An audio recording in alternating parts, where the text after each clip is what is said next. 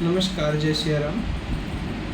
अभी social media के माध्यम से इंटरनेट पे संतों के प्रति नकारात्मक भाव बहुत ज़्यादा देखने को मिल रहा है।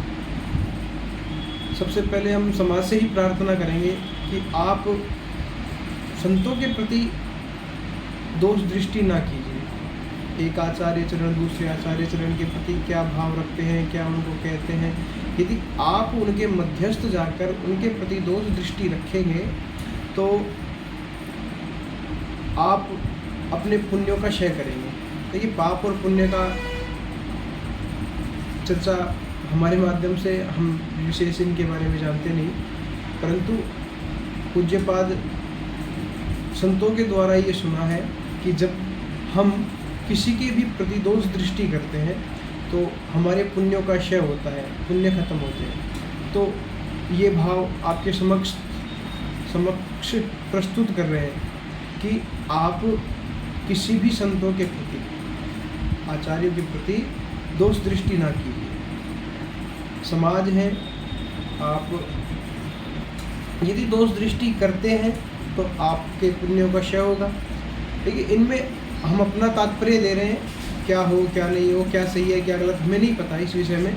परंतु एक बात है, यदि एक आचार्य चरण से दूसरे आचार्य चरण के विषय में चर्चा की जा रही है, अच्छी बात है, होनी चाहिए। परंतु इस प्रकार से सवाल किए जाते हैं जिसके कारण कभी कभी यदा कदा आचार्य चरण के मुख से भी एक दूसरे के प्रति हंसी ठिठोली के माध्यम से या किसी भी भाव से वो बोल देते हैं एक दूसरे के प्रति। तो ये प्रश्नकर्ता भी कहीं ना कहीं हमारी नज़र में बहुत ज़्यादा गलत प्रश्न करते हैं। इसी के कारण ये भाव उत्पन्न होता है। नहीं, इनको प्रश्न करना है। यदि आप संतों से प्रश्न करते हैं तो भगवान से जुड़ने का प्रश्न कीजिए। किसी के लिए भी इस प्रकार की वाद विवाद ना हो, ऐसा प्रश्न ना कीजिए। आपसे विनम्र प्रार्थना है।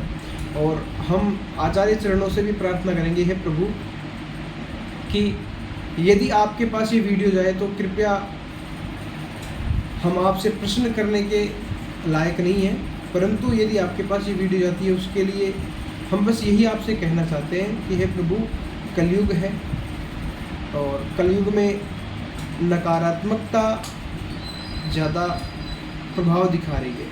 तो आपसे विनम्र यही प्रार्थना होगी कि प्रभु, ऐसे कोई भी भाव समाज के सामने मत दीजिए जिससे समाज नकारात्मक भाव को देखे। आप आपस में, जैसे आज का समय प्रभु ऐसा है, एक भाई के पास दूसरा भाई बैठता है, उससे बातचीत करता है और उसके पास 5 व्यक्ति और बैठते हैं। उन 2 भाइयों के बीच में मध्यस्थ में जो भी बातें होती है ना, उन 5 के माध्यम से 2 इधर बोल जाएंगे, 3 उधर बोल जाएंगे, तो वो नकारात्मकता ज़रूर फैलाते हैं। ये समाज है। तो ये आपसे भी विनम्र प्रार्थना है प्रभु कि आप किसी भी प्रकार से, हम नहीं जानते प्रभु, आपकी लीला आप ही जानिए, आपने क्या भाव रख के किया। और आपने तो उस चीज़ को कह भी दिया कि वो मेरे बालक के समान है, मेरा उनके प्रति कोई दोष दृष्टि नहीं है, परंतु ये समाज इस चीज़ को समझेगा नहीं प्रभु। बस यही आपसे प्रार्थना है कि आप भी इस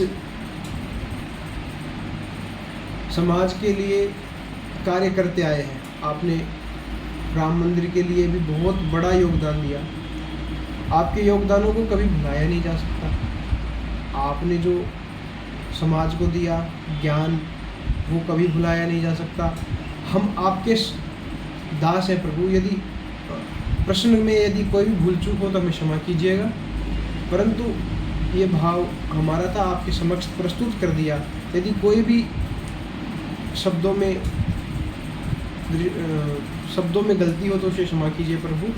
बस इसी के साथ समाज से भी एक प्रार्थना ज़रूर रहेगी कि आप संतों की लीलाओं को, आचार्यों की लीलाओं को नहीं समझ सकते, तो आप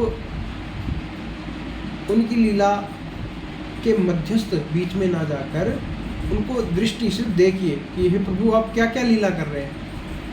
तो बस यही आपसे प्रार्थना है। जय श्री राम।